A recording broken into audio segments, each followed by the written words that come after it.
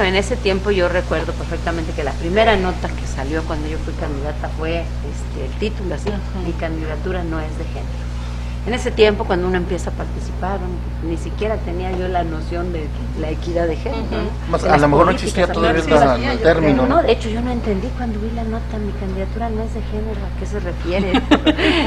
Ya cuando te involucras y empiezas a ver las políticas afirmativas y todo esto, bueno, ha avanzado mucho. Recordemos que en ese tiempo, por ley, bueno, no por ley, por estatuto, era el 70-30, ¿no? Sí. Entonces el 70% tenía que ser de un género distinto, ¿no? Entonces ha avanzado mucho, ahora estamos ya en la paridad, en el 50%, por lo menos en candidaturas, pero nos falta todavía mucho. No, en candidaturas. ¿Por qué todavía no se refleja? Porque los partidos del PRI y el PAN le siguen apostando todavía a jugar, a pesar de los frenos que hay, le siguen apostando todavía que las mujeres son postuladas en los distritos y en los municipios perdedores, donde saben que no tienen posibilidades. Entonces, por eso, al momento en el que se traduce ya en el poder público, sigue siendo una gran mayoría de hombres. O bien no hay un compromiso. Cuando llega un presidente municipal o un gobernador, difícilmente accede a conformar su gabinete con esta paridad. Entonces, avanzamos un poco. Sin embargo, todavía hay mucho rezago, muchas cosas por hacer.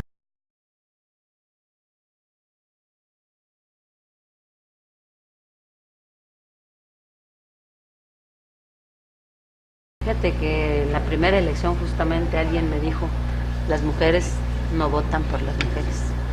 Y efectivamente he sido una exponente cuando estuve en el Congreso, cuando estuve en el Cabildo, pues, defensora de las políticas afirmativas y de las políticas de género que nunca se comprometen al 100%. No puede hablarse de una política transversal, por ejemplo, si no se incide en lo absoluto en el presupuesto.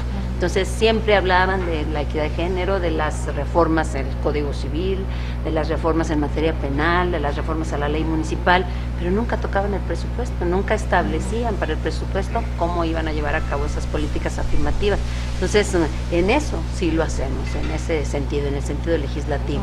Y en lo otro, en el discurso, por así decirlo, efectivamente no apelo de manera prioritaria a ello, porque creo que hay muchas mujeres que ni siquiera necesitan de la cuota, lo único que necesitan es decidir cambiar de sentido. Sí soy impulsora, sí busco a las mujeres que puedan, o pido que me recomienden a mujeres que tengan ganas de participar, y las he encontrado en muchas trincheras, entonces creo que lo único que falta es eso. ¿Decisión? Decisión de trascender.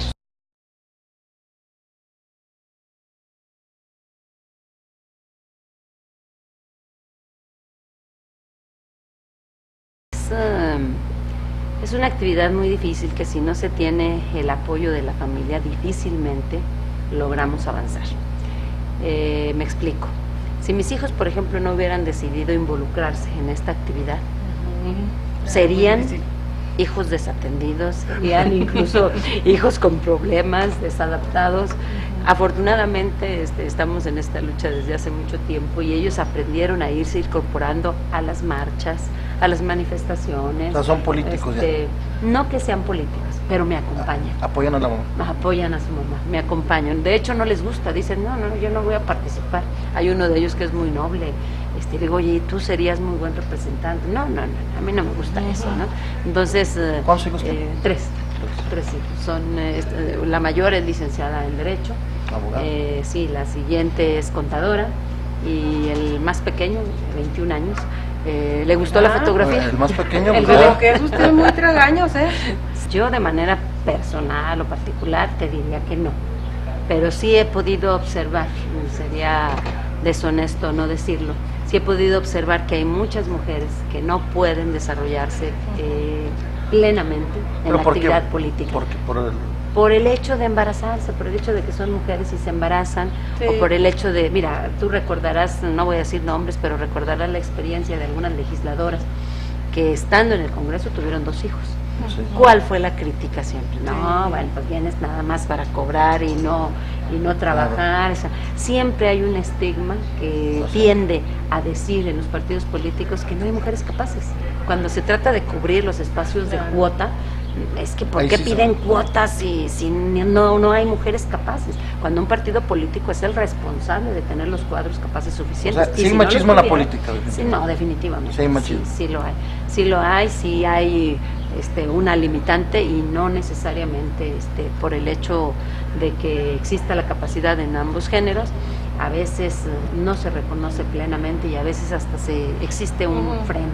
Y sobre todo, yo he visto este machismo en los partidos conservadores, en el PRI y en el PAN. Recordamos todos, el Partido Acción Nacional abiertamente ha dicho pues, que las mujeres se queden en un lugar, ¿no? Y en el PRI, bueno, las utilizan como las damas voluntarias. O sea, tienen que cubrir espacios, tienen que llegar a espacios de decisión y las empiezan a ofertar, pero hasta pareciera que entre mi más bajo nivel cultural tuvieran y menos hablen y menos propongan, es mejor. Y nosotros es a la inversa, entre más capacidad tenga, entre más proyecto y visión tenga, bueno, pues son captadas para que puedan proyectarse.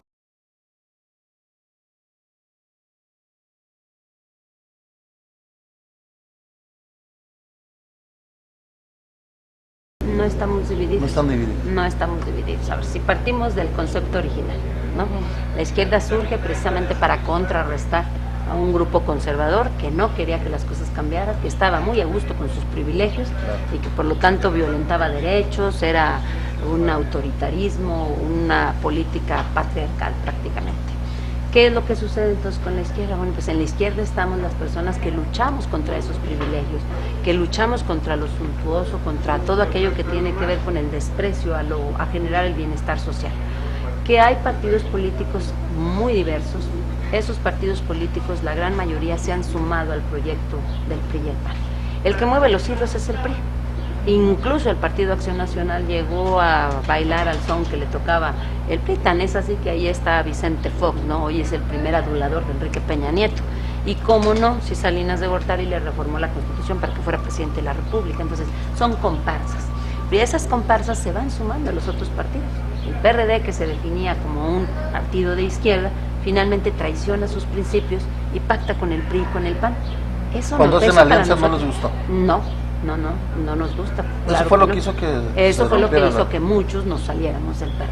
Muchos preferimos que nos digan desertores a que nos digan traidores.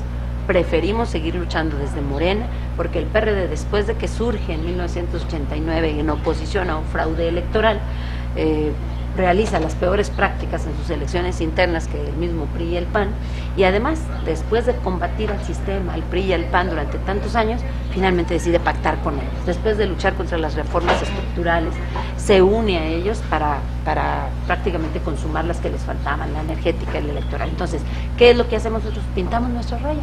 Nosotros decimos, nosotros seguimos fieles al proyecto alternativo, seguimos luchando por un cambio en el proyecto económico de este país, y ellos, bueno, pues que sigan al lado del PRI. ¿Qué fue lo que dijeron cuando se creó Morena?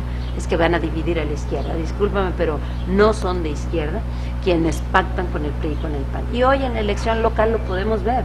Todos los partidos que se crearon. El PANAL va con el PRI o con el PAN. Movimiento Ciudadano va una parte con el PRI y otra con el PAN. El PRD también va una parte con el PRI y con el PAN. Eso no es ser de izquierda.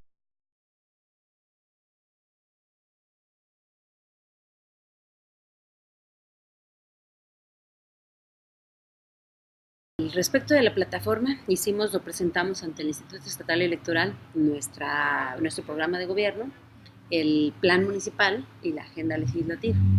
Tenemos un proyecto alternativo de nación, ahí vienen los lineamientos generales, pero necesitábamos hacer algo para Aguascalientes. O sea, en caso concreto, ¿qué requiere Aguascalientes en desarrollo económico, en desarrollo social, en buen gobierno? Hay muchas coincidencias, no lo hicimos concretamente nosotros, pero el aporte en concreto que tiene Aguascalientes lo hicimos pidiéndoles a varios de los promotores de la soberanía nacional, a varios dirigentes del partido y a varios compañeros que militan en el partido y que sabemos que tienen alguna especialidad en algún tema, el tema del agua, por ejemplo, con el caso concreto en Aguascalientes, el tema de las áreas verdes, el tema del urbanismo, de la proyección de las ciudades a 20 o 50 años. O sea, hay muchas personas con muchos conocimientos y los convocamos. Les dijimos, bueno, vamos a preparar nuestra plataforma, programa de gobierno con estos 3 enfoques, y les pedimos que nos hicieran llegar las propuestas para Aguascalientes. Así fue como logramos registrar. Hicimos la redacción, le dimos el enfoque, lo que era agenda legislativa, lo que tenía que traducirse en una iniciativa. Lo que era plan municipal, pues enfocarlo concretamente a las facultades que son del municipio, y la que era de gobierno, pues también en las facultades del gobierno. Y ahora, después de la campaña, por supuesto que esta plataforma se ha enriquecido mucho, porque nos hemos encontrado todavía más personas que nos dicen, sí, así está bien, pero también de este otro modo. Entonces, fue la forma.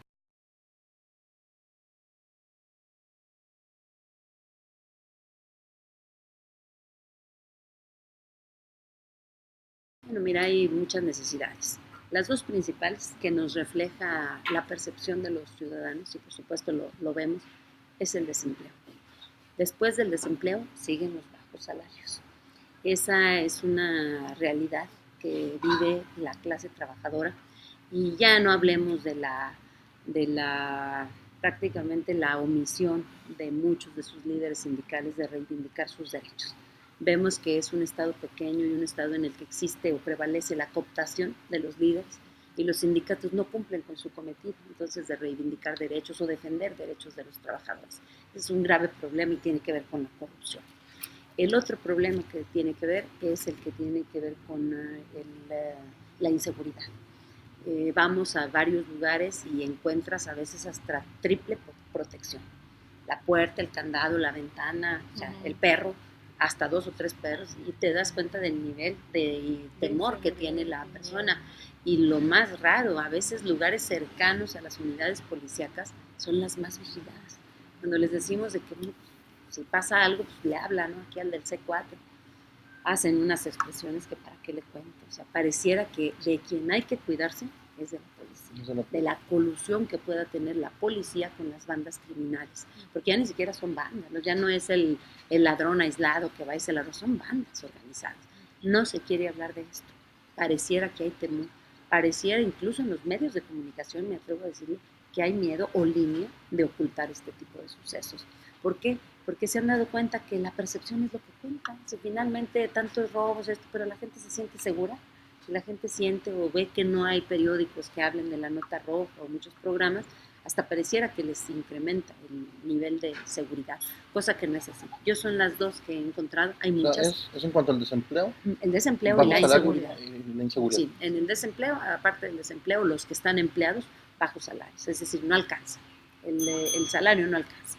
¿Sí? Es un poder adquisitivo que se ha reducido, deteriorado. Y en materia de inseguridad, lo que te comento, o sea, hay una percepción de los ciudadanos de que no se quiere actuar. En Aguascalientes siguen existiendo, por ejemplo, bandas criminales, siguen existiendo narcotiendas, siguen existiendo un alto índice de drogadicción, es decir, hay quien les vende la droga, siguen existiendo todavía riñas, extorsiones, secuestros, no nos han dicho últimamente, pero todas esas actividades que están vinculadas a las mafias existen. Y cuando le decimos a la gente, ¿por qué no las denuncia? ¿Por qué no lo hace? ¿O por qué se somete? Pues sigue habiendo extorsión o cobro de uso de suelo a cambio de tu seguridad.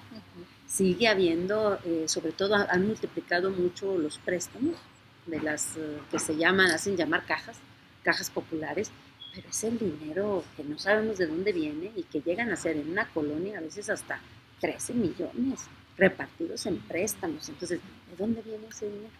Entonces, pero hay un silencio total respecto de la operación de este tipo de organizaciones criminales o de dinero de dudosa procedencia. Entonces, esos son los problemas que mayormente nos encontramos.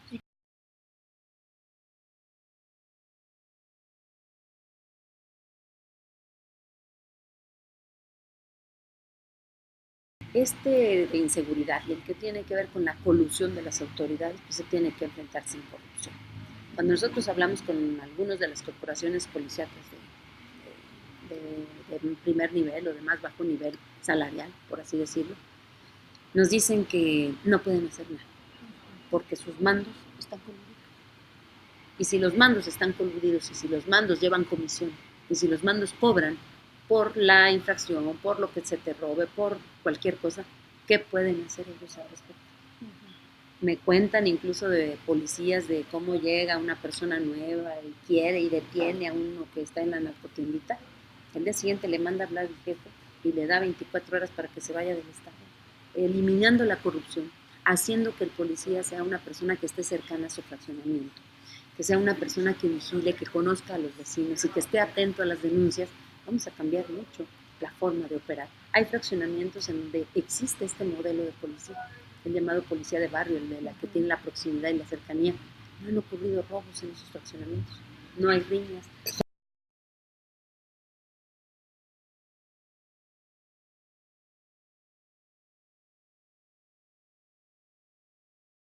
No, estoy en contra.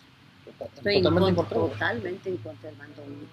Si tú te remites a la exposición de motivos de Felipe Calderón, cuando él implanta el mando único, le plantea al Senado de la República que las policías más corruptas son las policías municipales.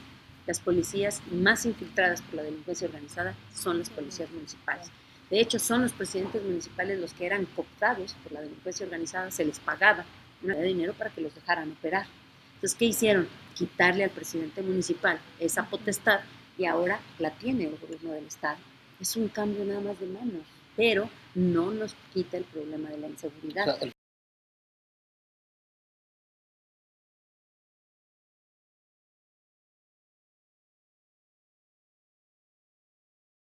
ese es el gravísimo problema, la corrupción. Y no solamente de las corporaciones policíacas. Ocurre la corrupción y es un grave problema de que muchas cosas no se puedan hacer en materia social y económica por la corrupción.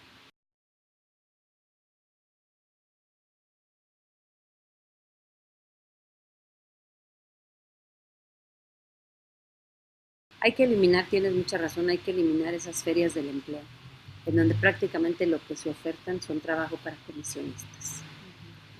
Se ofertan a veces 12 vacantes en alguna farmacia o en alguna tienda y acuden a estas ferias del empleo cerca de 8,000 o 7,000 jóvenes o personas que quieren empleo, y es una burla que ese sea el tipo de empleo que prácticamente está ofertando el gobierno.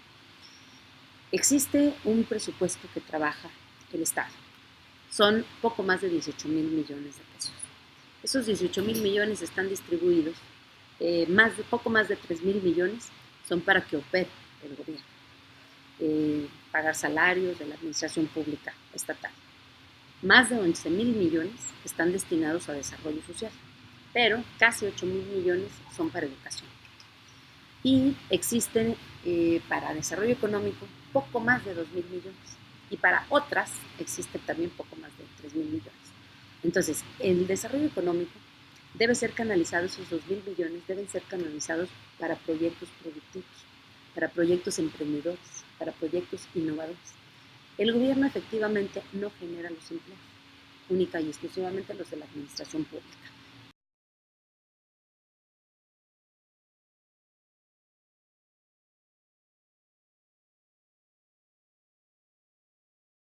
Esperemos que más del 60%, ojalá llegue al 67%, asistan a las urnas. Sería histórico. Sería histórico. Sería histórico porque en Aguascalientes no llegamos para nada. Cifras, no llegamos a esas cifras. Pues por eso nosotros decimos, nosotros nos dedicamos en esta campaña, que fue una campaña de tocar puertas, prácticamente a detectar los hogares de las personas que nos decían nunca he votado, porque sabemos que hay quienes nunca han votado, que no les interesa ir a las urnas, que creen que como todos los políticos son iguales y como siempre queda el que quiere el sistema, ¿para qué van a votar? ¿Para qué pierden su tiempo? Nos interesó en sobremanera llegar a esos domicilios. No importara que cuando tocamos la puerta pues nos cerraran con la puerta en la mano. Son de un partido político, así fuera, no queremos nada. Como ahí que la gente está aburrida, hastiada de los partidos. Pero yo vuelvo a insistir, mira, esa gente que está inconforme, esa gente que está harta, esa gente que conoce cómo opera el sistema, si no se decide a participar por la vía electoral, pues va a seguir fomentando que sigamos así. Hay mucha desesperanza, muchos creen que no, es que esto no va a cambiar. Nosotros nos encargamos, somos Morena, la Esperanza de México, de ir y decirles que sí hay esperanza. Por lo tanto, para nosotros será muy significativo el hecho de que podamos ver incrementada la participación. Ojalá así sea, porque contrario a nuestra postura, el PRI y el PAN, con su guerra sucia, con su campaña de lodo, con sus dimes y diretes, lo único que pretendían era que la gente no fuera a las urnas. Entonces vamos a ver qué es lo que prevalece, pero repito, creo que si aumenta el índice de porcentaje de votación de los ciudadanos libres y conscientes que vayan a votar, porque nos queda claro cuáles son las clientelas de cada partido, quiénes son los que van a votar porque ya tienen prometido un puesto, o porque ya tienen prometida la despensa, o prometidos 200 o 500 pesos. ¿Quién ya entregó la credencial a cambio de dinero o de la promesa de incorporarse a algún programa? Pero si la mayoría, que es las personas que creen indignadas, hartas, acuden a las urnas, eso sí sería histórico. Y eso sería suficiente para poder revertir el resultado que ya la gran mayoría tiene, por cierto. Los panistas se dan por ganadores, los priistas se dan por ganadores, dicen que nomás son dos, que no hay competencia. Para quienes hemos dicho que ellos representan exactamente lo mismo, sería una sorpresa muy grata poder ver cómo quien toma la decisión finalmente son la mayoría de los ciudadanos.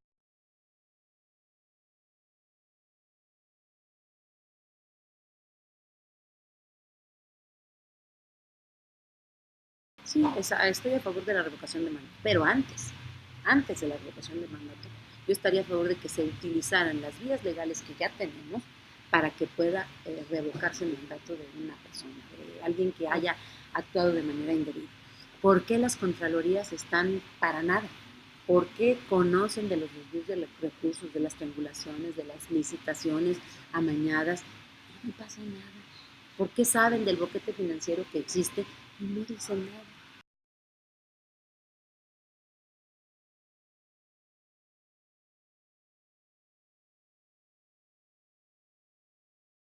Salir a votar, yo creo que es muy importante que tengamos en cuenta que podemos cambiar las cosas. Primero, que sí se puede, sí hay un proyecto alternativo y que se pueden cambiar las cosas. Después de que se cambien las cosas, tenemos que vigilar a nuestros gobernantes y tenemos que ser partícipes. Entonces los invitamos a que comencemos yendo a votar a las urnas, que lo elijan. Les hemos dicho de manera reiterada que con un instante dentro de la urna, con un instante de memoria y con una pizca de dignidad, se puede lograr empezar a cambiar las cosas.